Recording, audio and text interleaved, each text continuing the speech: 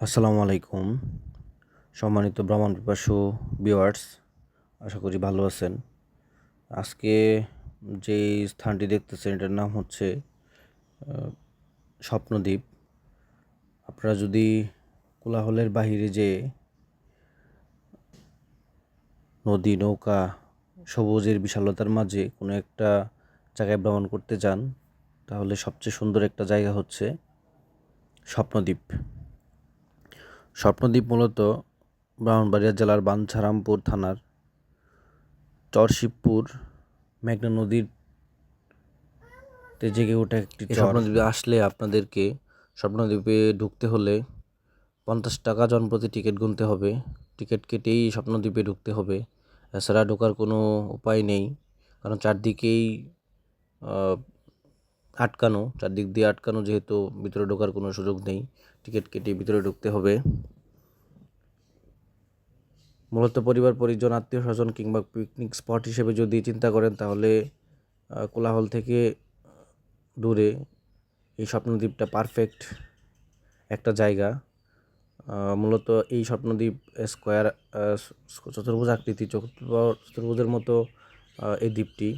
আপনি যদি চারদিক থেকে ঘুরে আসেন, তাহলে এই জায়গাটি ঘুরতে আধা ঘন্টা 40 মিনিটের মতো সময় লাগবে। আহামরি বড় জায়গাও না, আবার ছোটও না। স্বপ্নদ্বীপের মেইন যে স্পট, এই স্পটই হচ্ছে এই জায়গাটা পার হলে আর কোনো ওরকম স্পট নেই। আপনারা হাঁটলে অনেকটা সিলেটের ফিল পাবেন, কারণ এরপরের জায়গাগুলো হচ্ছে একদম ফাঁকা, অনেক গাছপালা। এই গাছপালাগুলো দেখলে সিলেটের কিছুটা ফিল পাবেন। তো আরেকটা কথা বলে নিই, এই স্বপ্নদ্বীপটাতে যদি আপনারা যান, তাহলে অবশ্যই বর্ষাকালটাতে যাওয়ার চেষ্টা করবেন, কারণ ওই সময় চারপাশটায় পানি পরিপূর্ণ থাকে। এবং এই দ্বীপের ভিতরে দুইটা পুকুর আছে। শুষ্ক মৌসুমে এই পুকুরগুলোতেও পানি থাকে না, যে কারণে নৌকায় চলাফেরা বা নৌকা দিয়ে যদি আপনি ভিতরে ড্রাইভ করতে চান, তাহলে তা মোটেও সম্ভব নেই, কারণ পানির পরিমাণ একদম কম থাকে। এগুলো হচ্ছে ছোট ছোট কটেজ। আপনারা যদি রাত্রি যাপন করতে চান, আমি যতটুকু শুনেছি, এখানে সিকিউরিটি ব্যবস্থা, এখানে যারা বিভিন্ন হোটেল রেস্টুরেন্ট দিয়েছে, তারাই না কিছু সিকিউরিটি ব্যবস্থা প্রদান করে থাকে। যদি কেউ থাকতে চান, তাহলে এই কটেজগুলোতে মোট 4টা কটেজ আছে। 4টা কটেজ পূর্ব বুকিং দিয়ে থাকতে পারবেন। এটা হচ্ছে স্বপ্নদ্বীপের মেইন স্পট। আপনারা যদি আসেন দলবদ্ধভাবে, কোনো স্কুল কলেজ কিংবা পারিবারিকভাবে ভ্রমণ করার জন্য, পিকনিক করার জন্য, আড্ডা দেওয়ার জন্য, তাহলে এই স্পটেটাতেই মূলত আসলে আপনাদের মেইন জায়গা হবে। এখানেই রেস্টুরেন্ট, দোকানপাট, এগুলো সব কিছু আছে। এছাড়াও পিছনে আপনারা কয়েকটা কটেজ দেখতে পারেন। যদি আপনারা রাত্রে থাকতে চান কিংবা থাকার জন্য উদ্দেশ্য করে আসেন, যদিও এরকম আমি দেখি নাই কেউ এসে থাকতে আমার পরিচিত, কারণ একদম দ্বীপের মধ্যে তো বলা তো যায় না। তবে তাদের কাছ থেকে, এখানে কর্তৃপক্ষের কাছ থেকে শুনলাম যে যথেষ্ট পরিমাণ সিকিউরিটির ব্যবস্থা নাকি আছে। এই জায়গাটা হচ্ছে স্বপ্নদ্বীপের মেইন স্পট। দেখলেন, এই যে হচ্ছে পুকুরটা। এখন শুষ্ক মৌসুম ছিল আমরা যখন আসছিলাম, এর জন্য পুকুরে পানি নেই, যে কারণে নৌকা নিয়ে আপনার এই পুকুরের মধ্যে ড্রাইভ করারও কোনো সুযোগ নেই। এ হচ্ছে স্বপ্নদ্বীপের মাঠ, অনেক বড় একটা মাঠ। আপনারা 20 জন আসেন, 30 জন আসেন, 40 জন আসেন, 2টা দল করে ক্রিকেট, ফুটবল, যে যাই খেলতে চান না কেন, যথেষ্ট পরিমাণ জায়গা আছে, খেলতে পারবেন। এই হচ্ছে পুকুরটা এখন শুষ্ক ছিল। মূলত আমরা আসছিলাম যে সময়টাতে হালকা শীত ছিল, যার কারণে একদম শুষ্ক একটা মৌসুম ছিল। বৃষ্টির সময় কিংবা বর্ষাকালে আমরা গাছপালাগুলা, মানে বনগুলা, মাঠের বনগুলো আরও সবুজ দেখব এবং পুকুরেও পানিতে পরিপূর্ণ দেখব। এখানে যথেষ্ট পরিমাণ স্কাই ড্রাইভের ব্যবস্থা করা হয়েছে। মূলত পুকুরে ড্রাইভের ব্যবস্থা আছে। মূলত শুষ্ক মৌসুমে আসলে আপনারা এক ধরনের বিনোদন উপভোগ করতে পারবেন। আর বর্ষাকালে আসলে তো পরিবেশ অনেক সুন্দর দেখতে পারবেন, কারণ এই পুকুরটা পানিতে পরিপূর্ণ থাকবে। এখানে বেশ কিছু নৌকা দেওয়া হয় ড্রাইভ করার জন্য। আর শুষ্ক মৌসুমে এইগুলা পাবেন না, এই বিনোদনগুলো পাবেন না। বাচ্চাদেরকে নিয়ে আসলেও যদি নিয়ে আসেন তাহলে অনেকগুলা ড্রাইভে ওঠানো যায়। এখানে চরকি আছে, বিভিন্ন ধরনের বিনোদনমূলক ড্রাইভে উঠিয়ে বিনোদন নিতে পারবেন। এটা হচ্ছে ছোট একটা সুইমিং পুল। পাশে দেখবেন শুষ্ক মৌসুম থাকার কারণে এখানে কোনো পানি নেই। এখান থেকে দেখুন মাঠটা কত সুন্দর।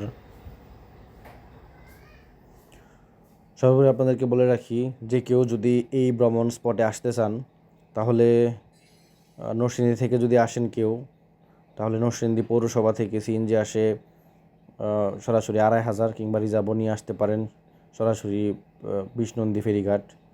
যদি সরাসরি বিষ্ণুনদী ফেরিঘাটে রিজার্ভ নিয়ে আসেন তাহলে 500 টাকার মতো খরচ পড়বে। আর যদি ভেঙে ভেঙে আসেন একজন বা দুজন, তাহলে নরসিংদী পৌরসভা থেকে প্রথম নরসিংদী রেল স্টেশন থেকে নরসিংদী পৌরসভাতে আসবেন। পৌরসভার সামনে বাস স্ট্যান্ড সিএনজি পাওয়া যায়। ওই সিএনজি থেকে সরাসরি আপনারা যদি বিষ্ণুনদী ফেরিঘাট আসতে চান তাহলে 70 কি 80 টাকা করে ভাড়া নেবে। যদি এই জায়গাটায় মানে স্বপ্নদ্বীপে আসতে চান তাহলে যে কোনো স্থান থেকেই 2500 উপজেলার 2500 বাজার চৌরাস্তায় চলে আসবেন। এখান থেকে মিশুক, O2, সিএনজি যে কোনো কিছু দিয়েই 15 থেকে 20 মিনিট লাগবে সর্বোচ্চ বিষ্ণুনদী ফেরিঘাট আসতে। ফেরিঘাট আসার পর আপনারা নৌকা নিয়ে যদি আলাদা আলাদা আসেন তাহলে আলাদা আলাদা টাকা দিতে হবে। আর যদি একসাথে অপেক্ষা করে নৌকা দিয়ে আসেন, ট্রলার বা নৌকা দিয়ে আসেন, তাহলে এক ডাউন নিলে 300, 250, 300। আসলে ওইটা হচ্ছে আপনাদের যারা আসবেন যদি চাহিদার তুলনায় নৌকা কম থাকে তাহলে তারা ভাড়া একটু বেশি নেবে। তবে আপ ডাউন যদি নেন, রিজার্ভ নেন, তাহলে তারা 500 থেকে 600 এমনকি 1000 টাকাও নিতে পারে। ওটা আপনাদের নিজেদের দামাদামি করার উপর ডিপেন্ড করবে। সচরাচর আমরা যখন গিয়েছিলাম তখন 600 টাকা নেওয়া হয়েছিল। আমরা রিজার্ভ নিয়েছিলাম, আমাদেরকে একবার নামিয়ে দিয়ে আসছে স্বপ্নদ্বীপে, আবার সন্ধ্যায় গিয়ে নিয়ে আসছে। এই হচ্ছে মূল বিনোদনমূলক স্পট। এই জায়গাটা হচ্ছে মেন স্পট। আপনারা যদি স্বপ্নদ্বীপে আসেন তাহলে এখানেই অনেক রেস্টুরেন্ট, দোকান এবং পূর্ব থেকে যদি বুকিং দিয়ে আসেন। ভাই ঘোড়া কত উঠলে? ওনারাই 30 টাকা উড়ান নামা।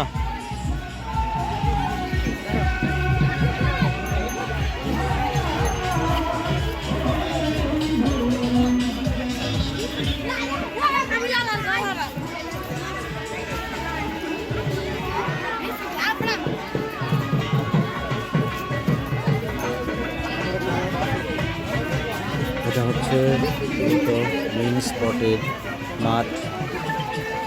আসলে এই মাঠটাতেই সব ধরনের বিনোদনমূলক অনুষ্ঠানগুলো উদযাপিত হয়।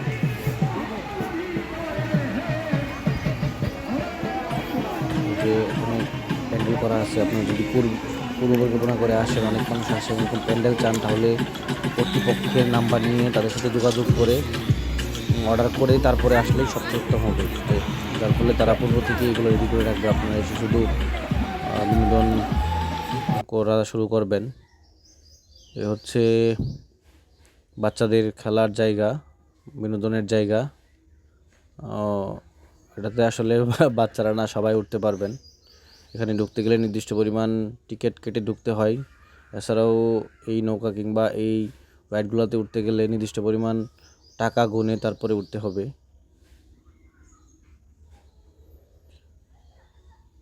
তো ভিউয়ার্স, আমি যতটুকু পারছি আপনাদেরকে স্বপ্নদ্বীপের পুরোটা স্পট দেখানোর চেষ্টা করছি। কারো যদি যাওয়ার আগ্রহ থাকে তাহলে অবশ্যই যাবেন, তবে বর্ষাকালটা চয়েস করবেন। এই বিনোদনমূলক এই জায়গাটাতে ঢুকতে গেলেও 50 টাকা টিকিট কেটে ঢুকতে হবে। 50 টাকা টিকিট কেটে ঢুকলে এখানে সবগুলো রাইড উপভোগ করা যায়।